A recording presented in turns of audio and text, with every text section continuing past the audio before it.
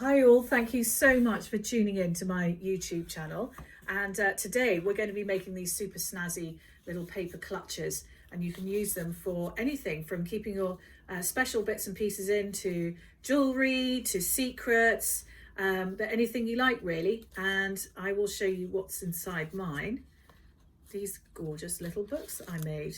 So I just thought, sort of during this COVID crisis, you could keep a little diary of what you're doing every single day and tuck it into these little wallets, and then wrap it up with your piece of ribbon, and when the whole thing is over, you just put them all in a little box and you bury them in your attic. And what a wonderful way of keeping a log of this crisis, which you might want to look back on in sort of 50 years time or something. But anyway, let's start. But anyway, these are super easy, I can't tell you. And all you need, to get that out of the way, is an A4 piece of paper. So let's start. So the first thing you're going to do is lay the paper flat, and you're going to fold it over. And you're going to fold it in half. And don't forget, I like corner to corner. So I don't want any overlapping, corner to corner. And then really bear down on that fold here. And I know some of you want to do this or whatever, but it's much better. Let your fingers do the creasing rather than the palms. Just use your fingers and really bear down on that crease. Almost so. I want it so sharp, I want to be able to sharpen my pencils on it.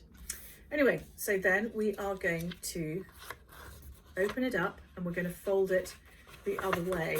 Now, as we progress with our origami tutorials, you will notice that my favorite words are bear down on those creases and corner to corner, because basically the creases will work for you. Okay, so they're going to do all the work for you. So if they're nice, tight, strong creases, they will basically fold the paper for you when you get your finished result. And corner to corner means that no overlapping here or here, but corner to corner basically means that if your fold is precise, then the better result will be. And if you're not happy with it, then just literally go back one step and refold the paper. It's absolutely fine. It's absolutely fine. So once you've done that, you're going to open it up. So you'll get that, okay? And so the next thing we're going to do is we are going to fold over this bottom corner here into the middle. And you see you've already got your guideline here. So just literally fold it into a triangle right into the middle. Now I want that edge here to be exactly on that center line. So you've got that lovely triangle shape here. Now we're going to do that all the way round, and just make sure that those folds are equal and that you really bear down on those creases. So look, you've got a lovely tip arrow shape there, you see, and that's equal. So both of those edges are meeting in the middle down that center fold, and you're going to do it the other side as well. So if you want a bit more time, just press pause and then catch up, or just go back a step. That's the beauty of YouTube, I suppose, because you can just pause and then you can go back a step or start all over again, or whatever you want to do. So once we've done that, you'll end up with a shape, hopefully, like this. Okay, very precise folding. So the next thing we're going to do is slightly more complicated, because we're going to be folding that tip halfway down this fold here. So if I do it first, then you can see what I'm banging on about. But when you fold it, I want you to fold it equally, and you'll see that there's a center line here, a center crease here, and you just make sure that everything's going down in a straight line. So I don't want anything that's sort of off center like that, because that's wrong. It has to be absolutely slap bang in the middle and about halfway down. And make sure you really bear down on that fold. Okay, so can you see that? So that is the center fold going down there, and you want that tip going down right in the center here. Okay, and just do that the same, exactly the same the other side. So halfway down and then really bear down on those creases. And so that is the shape that you're aiming for. Okay, so I put that in the shadow, then you can see the creases there a bit better. Okay, so the next thing, now you see the center line going across here, we're going to be putting that top edge along that center line.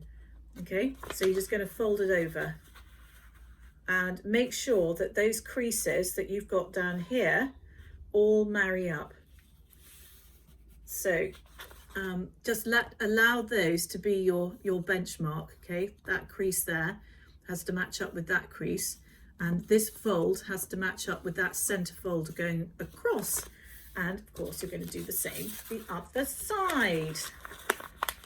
Okay, make sure it all marries up, and so you'll end up with a shape that looks like that, with those little bits up there and those little bits down there. You see, just like that. Then we're going to put this side flat down on the desk. Make sure all those creases are nice and sharp, and we're going to fold over the bottom part, and that's going to be folding into the middle. Now you've already got that center line here, and you're going to put that edge onto the center line.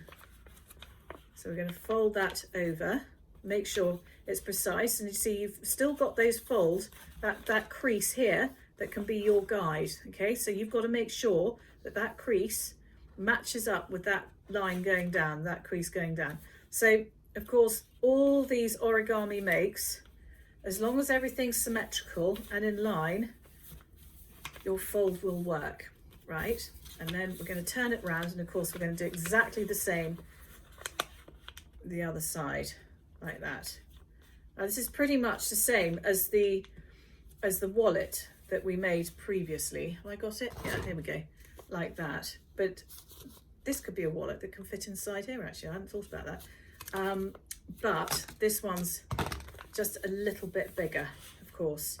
Right, then you're going to fold it. You see, you've got that, those two, you've got that and that, but instead of folding it that way, we're going to fold it that way. Okay, so instead of folding it that way, which looks a bit wrong, doesn't it, we're going to fold it that way. And you'll see that if your creases are really creased, it will be very easy to just fold it in half. Okay, and then give it a really good, use those fingers, don't want to see any palms, just want to see your fingers really bearing down on those creases. Okay, so you'll see that we now have a wallet. Now if you open up one of the sections, of course you can just leave it like that if you want, but I like this little flap in here.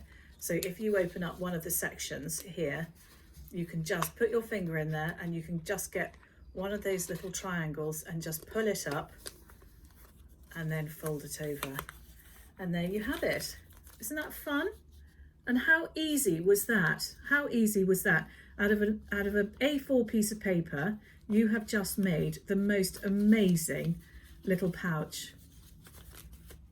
So super easy, really fun thing to do. And tomorrow, I think that we are going to be making these little coin purses, which in fact could fit in here, like that. Okay, so let me show you. So these little coin purses, which are just as easy to make, and they look pretty cool, huh? Look at that. You can put your little treasures in there, just like that. Anyway, thank you very much for watching, and I'll keep you posted on the next make, which will be happening sometime this weekend, and it will be these little coin purses. So have a square piece of paper ready. Okay, thank you very much for watching, and best of luck, and see you soon. Bye.